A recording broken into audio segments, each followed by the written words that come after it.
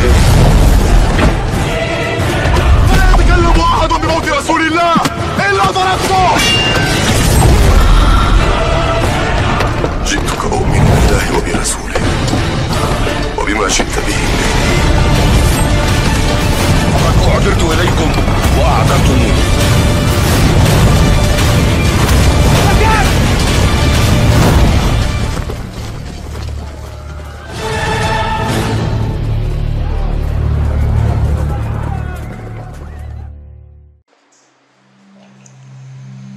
Kita sampai pada bab yang ke-28 tentang pembahasan Al-Masih Ad-Dajjal. Di antara bentuk beriman kepada hari akhir adalah beriman akan keluarnya Dajjal.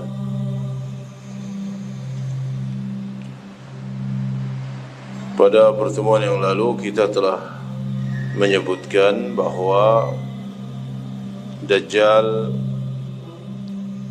merupakan seorang anak Adam dan dia memiliki ciri-ciri yang disebutkan oleh Nabi sallallahu alaihi wasallam.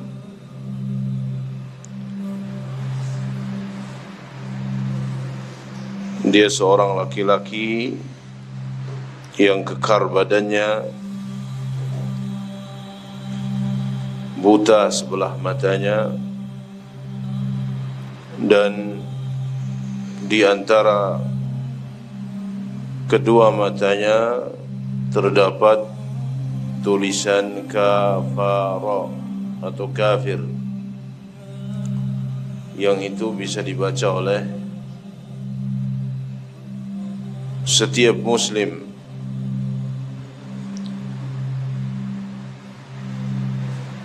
Kemudian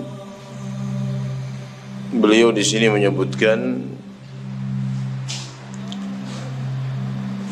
nomor yang ketiga tentang tempat keluarnya Dajjal. Dari mana Dajjal akan keluar?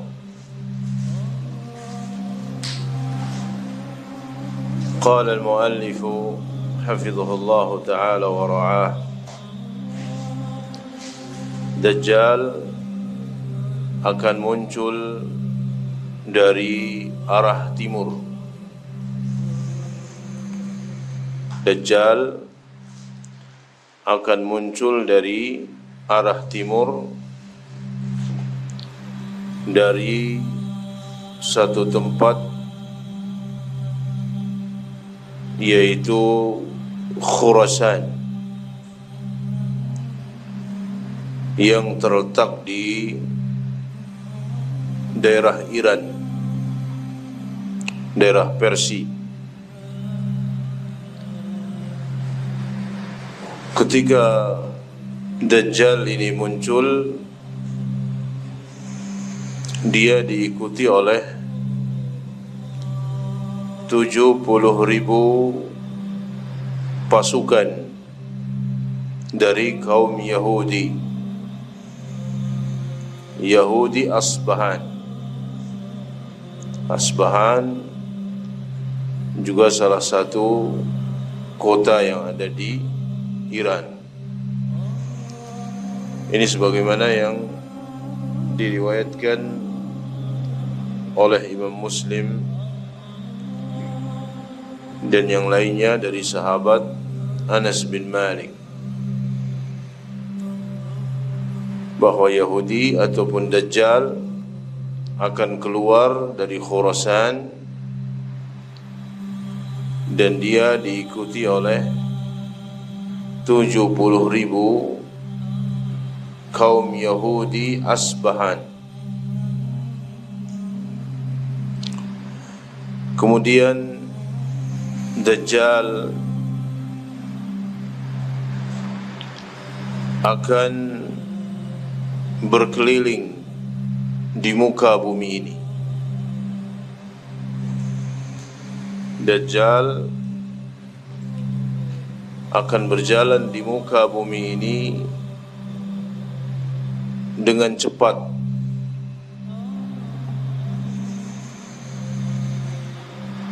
seperti hujan yang ditiup oleh angin.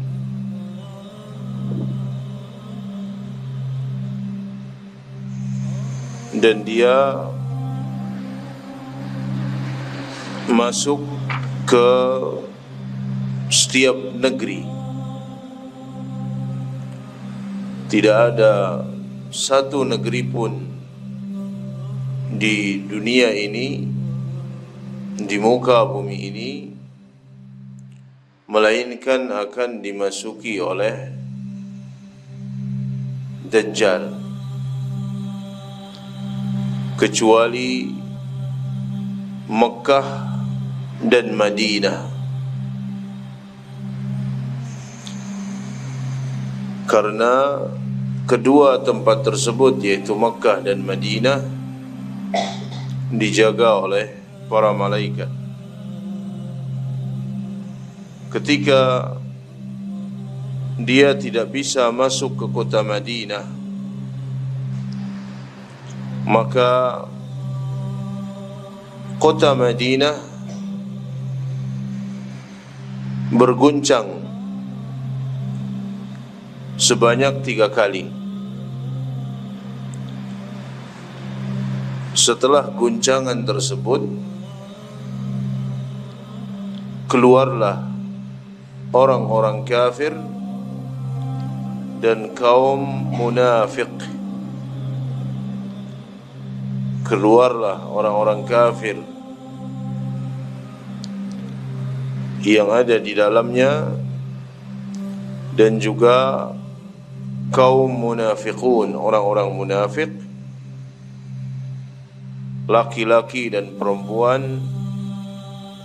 Mereka semua keluar untuk mengikuti Dajjal. Ini sebagaimana disebutkan dalam riwayat Imam Bukhari, Imam Muslim dan yang lainnya.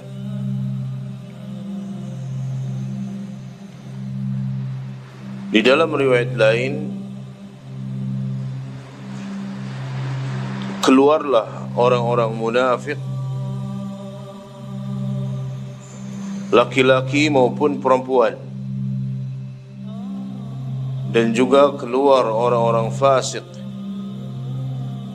laki-laki ataupun perempuan, untuk menemui Dajjal. Dan itu disebut dengan Yaumul Khalas, atau hari pembebasan. Hari pembebasan karena keluar dari kota Madinah kaum munafiqun dan orang-orang fasik. Adapun kaum mukminin, mereka tetap tinggal di dalamnya.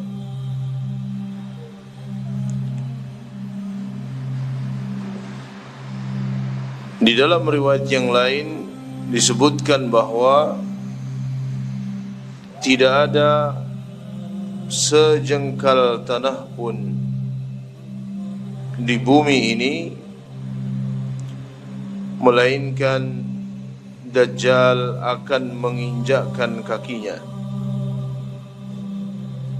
dan dia berada di tempat tersebut. Dan Dajjal tidak bisa masuk ke 4 masjid, yaitu Masjidil Haram, Masjid Nabawi, Masjidil Aqsa, dan Masjid At-Tur, ya, yang terletak di daerah Tursina. Ini sebagaimana yang diriwayatkan oleh Imam Ahmad tentang bahwa Dajjal tidak bisa masuk ke 4 masjid: Masjidil Haram, Masjid Nabawi, Masjidil Aqsa, dan Masjidil Tur. Dajjal akan tinggal di muka bumi ini. Setelah dia keluar, dia akan tinggal di muka bumi ini selama 40 hari. Dia akan tinggal di muka bumi selama 40 hari.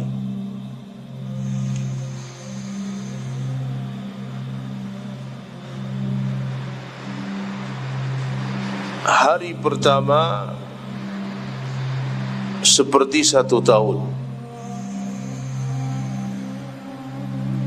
Hari pertama seperti 1 tahun. Sehingga para sahabat bertanya, "Wahai Rasulullah, bagaimana solat kita?" Karena sepanjang hari itu siang, sepanjang bulan, dan bahkan 1 tahun. Seharinya itu seperti 1 tahun. Maka Nabi SAW memerintahkan untuk memperkirakan waktu-waktu sholat yang biasa mereka lakukan. Hari kedua seperti 1 bulan. Hari ketiga seperti 1 Jumat atau 1 pekan.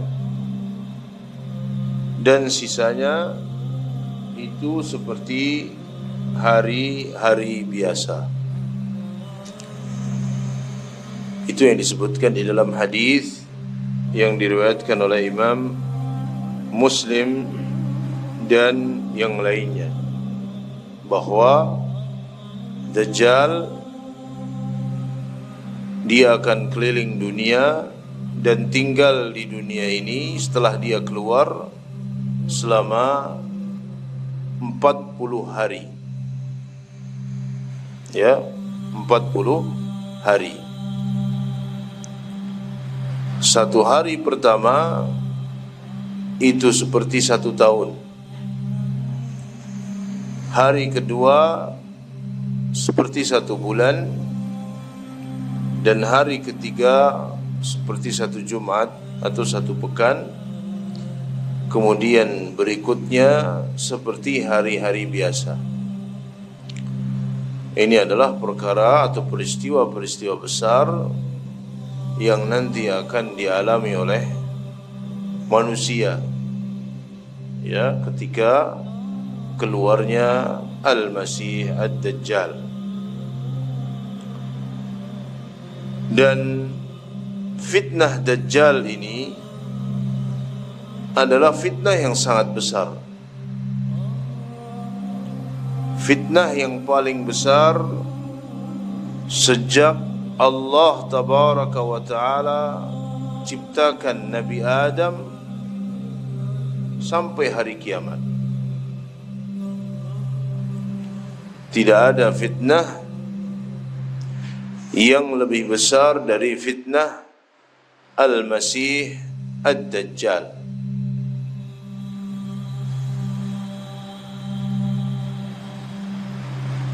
Kenapa demikian? Karena Dajjal dengan izin dari Allah memiliki peristiwa atau memiliki perbuatan-perbuatan yang di luar kebiasaan. Dajjal bisa melakukan perbuatan-perbuatan yang di luar kebiasaan manusia.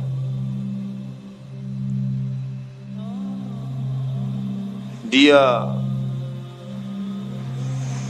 membawa dua sungai yang mengalir. Dajjal membawa dua sungai yang mengalir. Salah satunya terlihat air putih dan yang lainnya terlihat api yang menyala-nyala.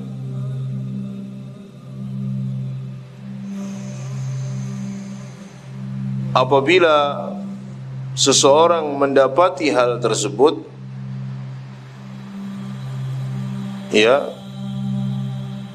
nas'alullah as-salam wal afiyah, apabila seseorang mendapati hal tersebut, dia melihat Dajjal membawa dua sungai. Sungai yang pertama adalah air yang sangat putih. Kemudian sungai yang kedua terlihat seperti api yang menyala-nyala. Maka apabila seseorang mendapati hal tersebut, hendaknya dia masuk ke dalam sungai yang seperti api yang menyala-nyala. Ya. Karena sesungguhnya itu adalah fitnah dari Dajjal.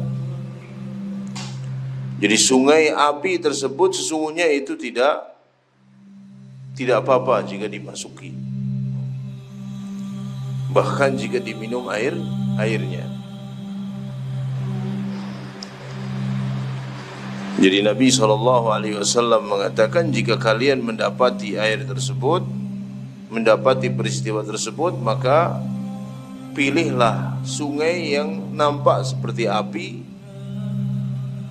kemudian minumlah dari sungai tersebut.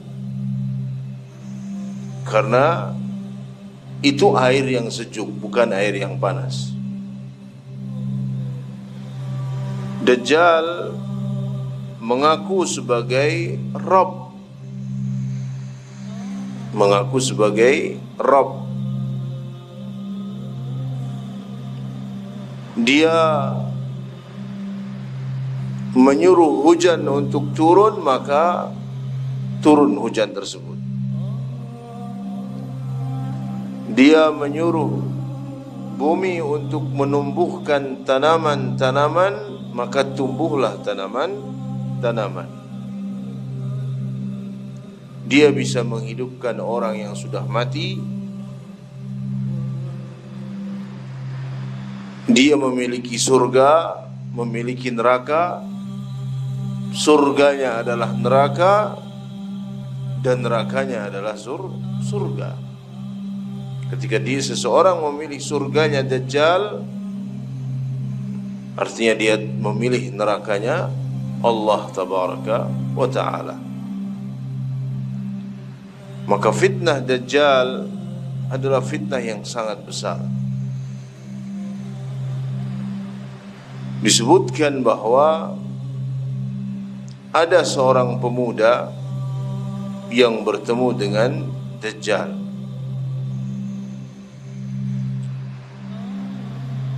Kemudian Dajjal berkata, apakah engkau beriman bahwa saya ini adalah Rabb? Maka kata pemuda ini, karena dia seorang pemuda yang mukmin, dia mengatakan tidak. Nabi sallallahu alaihi wasallam telah menghabarkan kepada kami bahwa engkau adalah Dajjal.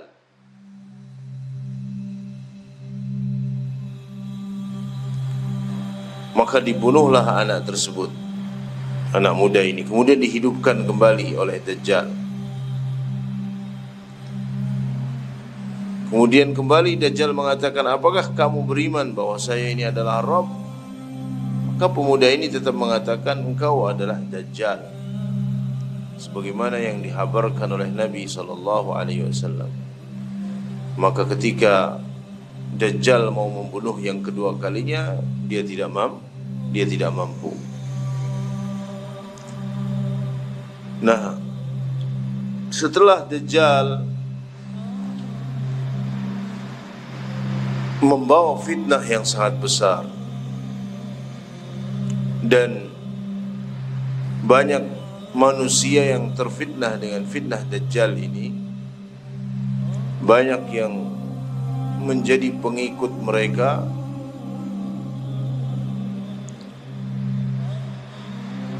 maka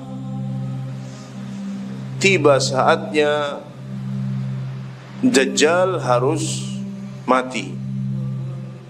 Ya, bagaimana matinya? Bagaimana terbunuhnya Dajjal? Nabi SAW menjelaskan bahwa Dajjal akan dibunuh oleh Nabi Isa, karena Nabi Isa alaihi salam akan diturunkan oleh Allah tabaraka wa taala di akhir zaman. Ya, akan diturunkan oleh Allah tabaraka wa taala di akhir zaman. Di antaranya adalah untuk membunuh Dajjal. Maka Dajjal akan dibunuh oleh Nabi Isa alaihissalam di Babul Lud, di pintu Lud.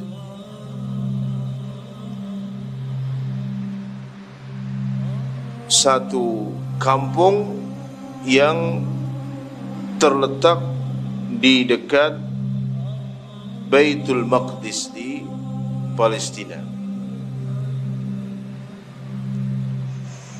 Dajjal akan dibunuh di tempat tersebut.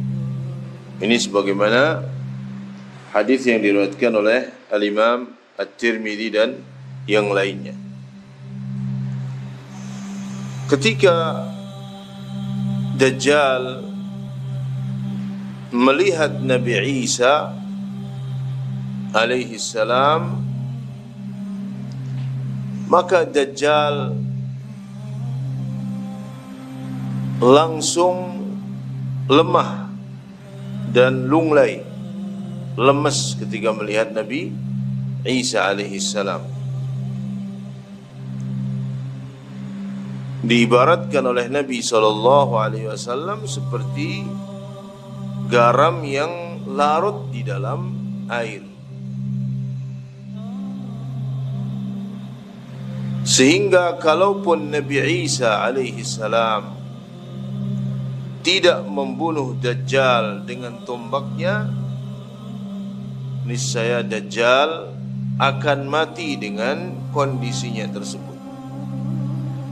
Akan tetapi Allah tabaraka wa ta'ala telah mentakdirkan bahwa Dajjal akan dibunuh. Allah cabut nyawanya melalui tangan Nabi Isa alaihissalam, dan Allah menampakkan darahnya di tombak Nabi Isa. Maka Dajjal atau yang membunuh Al-Masih Ad-Dajjal adalah Nabi Isa alaihi salam. Ini berdasarkan riwayat-riwayat yang sahih. Nah, ini semua adalah perkara yang gaib. Perkara yang gaib tentang peristiwa-peristiwa yang akan datang sebelum terjadinya hari kiamat. Itu adalah perkara gaib yang tugas kita adalah at-tasdiq, al-iman wat-tasdiq, mengimani dan membenarkan. Kenapa kita harus membenarkan? Jawabannya, Karena yang memberitakan adalah Nabi SAW. Kalau yang memberitakan selain beliau, berita yang datang dari selain Nabi,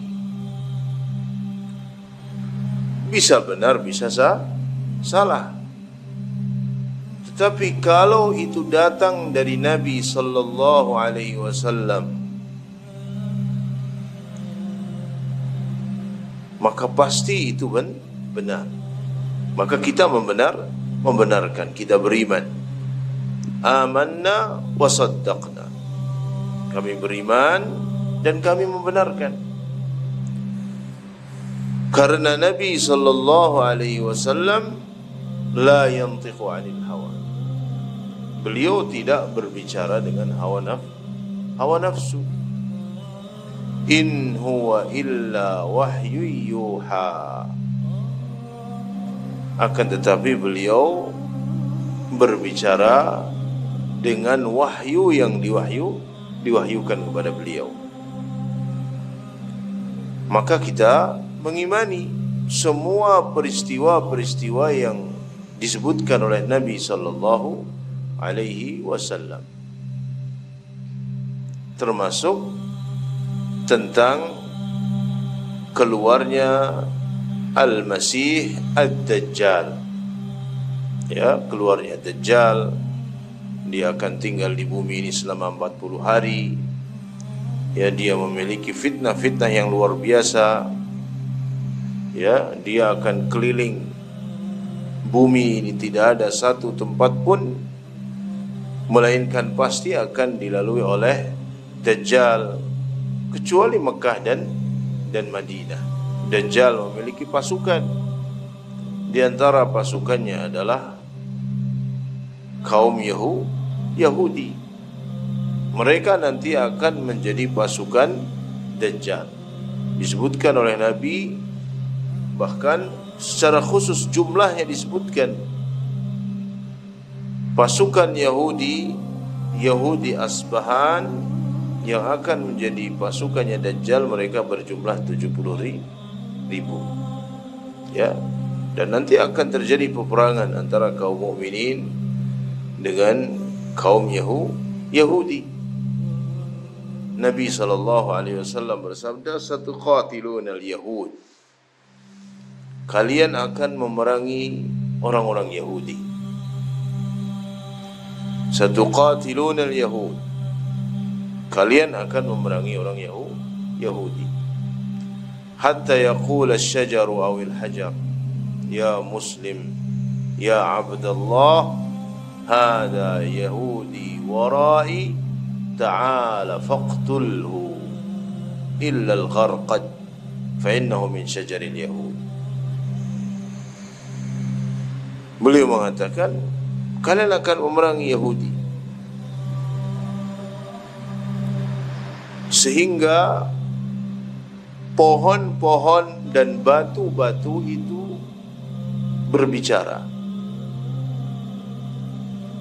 Dia mengatakan, ya muslim, ya abdallah, wahai muslim, wahai hamba Allah, wahai Abdullah, hada yahudi warai, di belakang saya ini ada Yahudi yang bersembunyi. Ta'ala faqtulhu, kemarilah dan bunuh dia. Illa al-gharqad, kecuali pohon gharqad.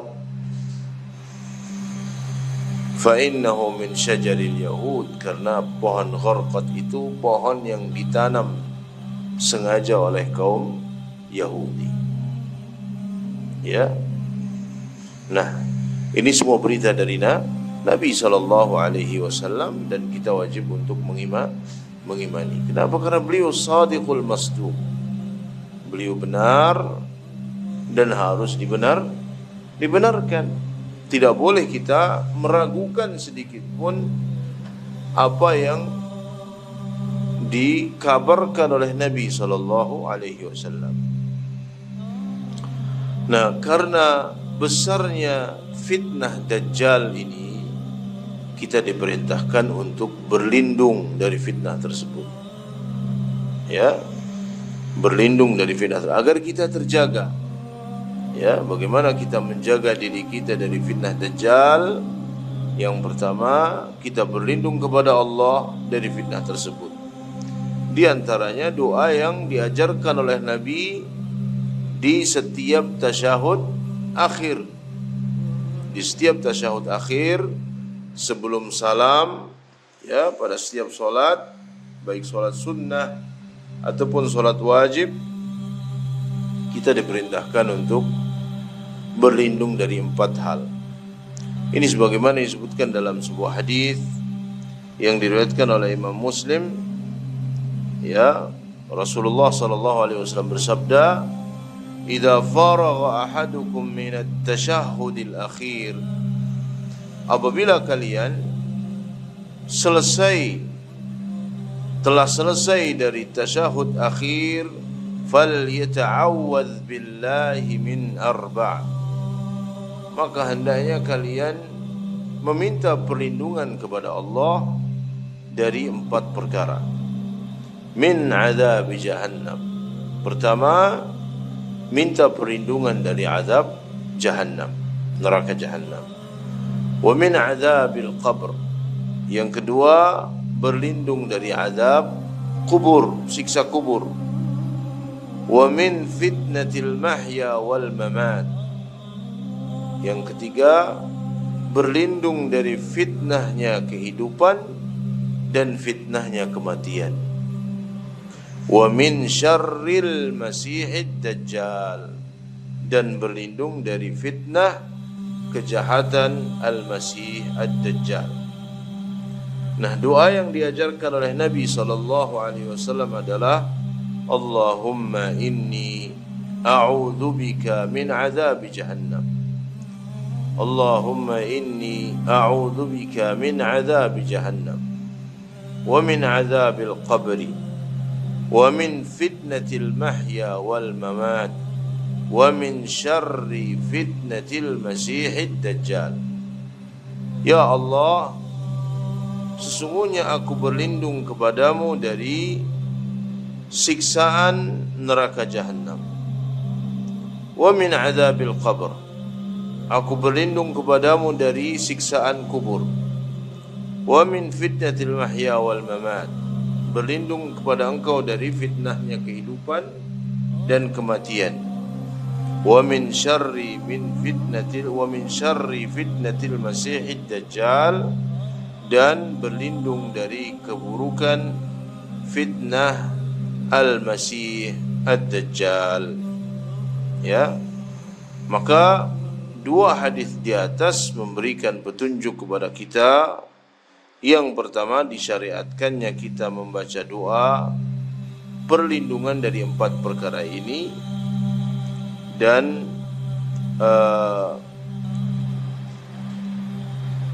tempat doa ini, kapan kita melafadzkannya, mengucapkannya ketika tasyahud akhir. Jadi ketika tasyahud akhir. Kemudian di antara hadis, faedah dari hadis yang tadi kita baca tentang tetapnya adanya azab neraka jahannam, kemudian tentang adanya azab kubur, kemudian tentang fitnah hidup dan mati, dan yang terakhir tentang besarnya fitnah al-masih ad-dajjal. Jadi pertama, kita berlindung kepada Allah dengan berdoa. Yang kedua, agar kita terhindar dari fitnah dajjal, menghafal 10 ayat pertama dari surat Al-Kahfi. Menghafal 10 ayat yang pertama dari surat Al-Kahfi. Rasulullah sallallahu alaihi wasallam bersabda, "Man hafidha 10 ayatin min awwali suratil Kahf, usima minad dajjal."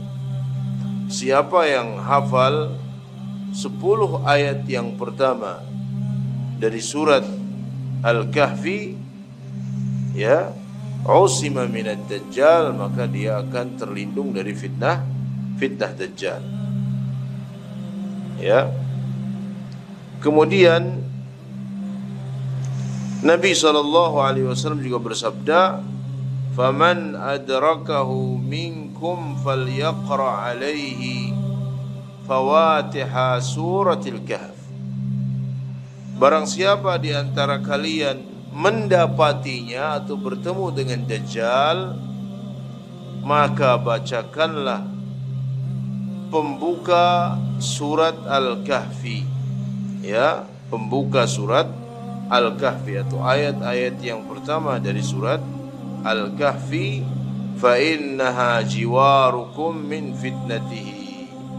Karena sesungguhnya awal-awal surat Al-Kahfi itu akan melindungi kalian dari fitnah Dajjal. Kemudian supaya kita terlindung, menjauhi tempat keluarnya, ya, menjauhi tempat fitnah, ya, dan tidak mengikutinya. Sebagaimana disebutkan dalam sebuah hadis, man laqiya bid-dajjal falyan'a ilal jibal, atau kama qala alaihi salatu wassalam. Barang siapa yang man sami'a bid-dajjal, barang siapa yang mendengar keluarnya al-masih ad-dajjal, maka larilah dia ke gunung. Hindari untuk bertemu. Hindari untuk pengen tahu. Ya, jangan sampai kita pengen tahu karena fitnahnya sangat besar. Dan yang keempat, supaya kita terlindung dari fitnah Dajjal, jika memungkinkan tinggal di kota Makkah dan tinggal di kota Madinah. Jika tidak, maka cara-cara tadi yang kita ambil, berlindung dengan berdoa, dengan menghafal 10 ayat yang pertama dari surat Al-Kahfi. Iya. Kemudian di sini beliau membawakan perkataan Imam Nawawi rahimahullah. Ya, beliau menukilkan, Imam Nawawi menukilkan perkataan Qadhi Iyad. Beliau mengatakan hadis-hadis tentang Dajjal merupakan hujjah Ahlus Sunnah wal Jamaah tentang kesahihan adanya Dajjal, dan bahwa Dajjal itu sosok yang nyata, ya, nyata, yang Allah uji para hambanya. Jadi Dajjal itu sosok yang nyata, yang memang ada. Dia bukan sebagaimana yang dikatakan oleh sebagian orang, dia itu hanya simbol saja.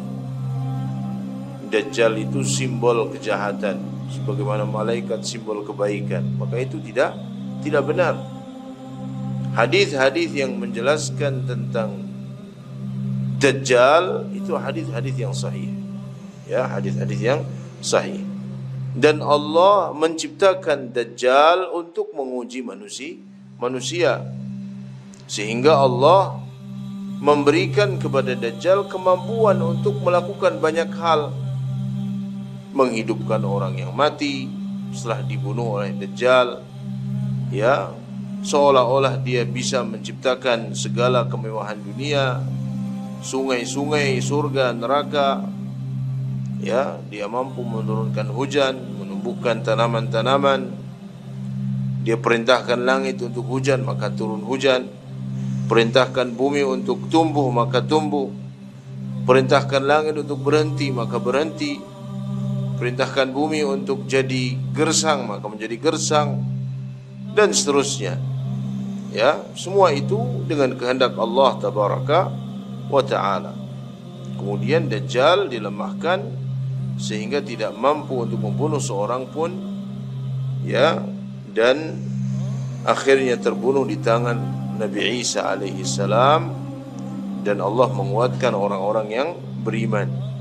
Ya, ini merupakan mazhab Ahlus Sunnah wal Jamaah yang berkaitan dengan masalah Dajjal, ya, dan hadis-hadis yang menjelaskan tentang Dajjal adalah hadis-hadis yang sahih. Berbeda dengan kaum yang mengingkari adanya Dajjal dan menganggap bahwa Dajjal itu hanya simbol saja.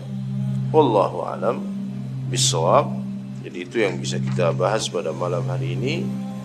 Insyaallah di pertemuan yang akan datang kita akan bahas bab yang ke-29 tentang turunnya Nabi Isa alaihi salam di akhir zaman, yang juga termasuk tanda-tanda hari kiamat.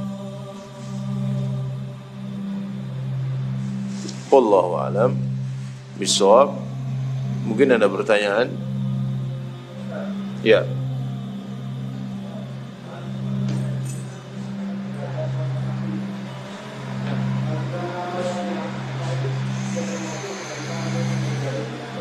Bagaimana, Pak? Setiap hari Jumat sampai hari Jumat kan silakan untuk baca Al-Fatihah. Iya. Mengamalkannya kita termasuk usaha kita untuk. Iya, insya Allah. Iya. Syukur kita mampu menghafal, khususnya ya secara jelas, secara khusus itu 10 ayat yang pertama. Ya. 10 ayat yang pertama kita hafalkan. Ya. Insya Allah lama-lama kita hafal jika setiap Jumat kita membaca surat Al-Kahfi. Insya Allah hafal. Wallahu a'lam bishawab.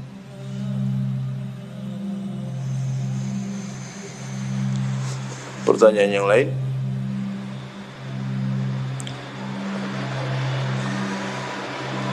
Kalau tidak ada, kita akhiri dengan doa kafaratul majlis. Subhanakallah wa bihamdika, asyhadu an la ilaha illa anta, astaghfiruka wa atubu ilaik. Assalamualaikum warahmatullahi wabarakatuh.